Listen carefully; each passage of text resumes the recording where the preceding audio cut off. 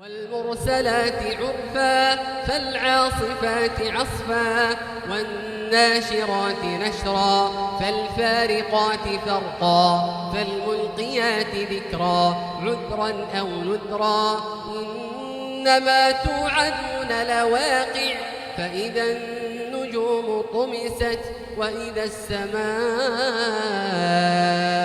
فرجت وإذا الجبال نسفت وإذا الرسل أقتت لأي يوم أجلت ليوم الفصل وما أدراك ما يوم الفصل ويل يومئذ للمكذبين ألم نهلك الأولين ثم نتبعهم الآخرين كذلك نفعل بالمجرمين ويل يومئذ للمكذبين ألم نخلقكم من ماء مهين فجعلناه في قرار مكين إلى قدر معلوم فقدرنا فنعم القادرون ويل يومئذ للمكذبين ألم نجعل الأرض كفاتا أحياء وأمواتا وجعلنا فيها رواسي شامخات وأسقيناكم ماء فراتا ويل يومئذ للمكذبين انطلقوا إلى ما كنتم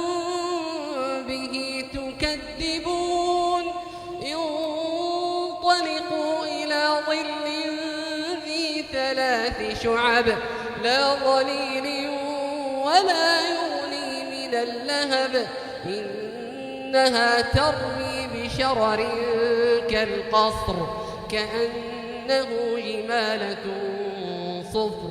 ويل يومئذ للمكذبين هذا يوم لا ينطقون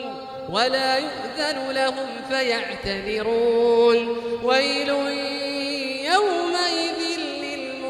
للمكذبين هذا يوم الفصل جمعناكم والأولين فإن كان لكم كيد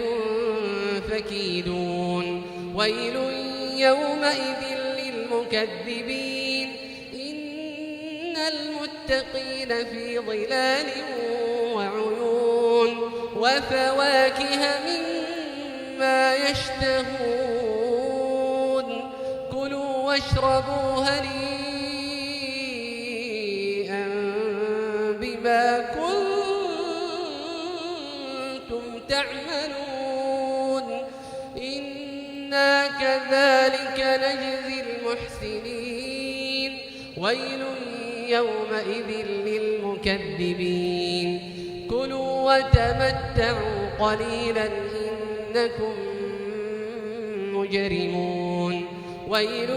يومئذ للمكذبين وإذا قيل لهم اركعوا لا يركعون ويل يومئذ للمكذبين فبأي حديث بعده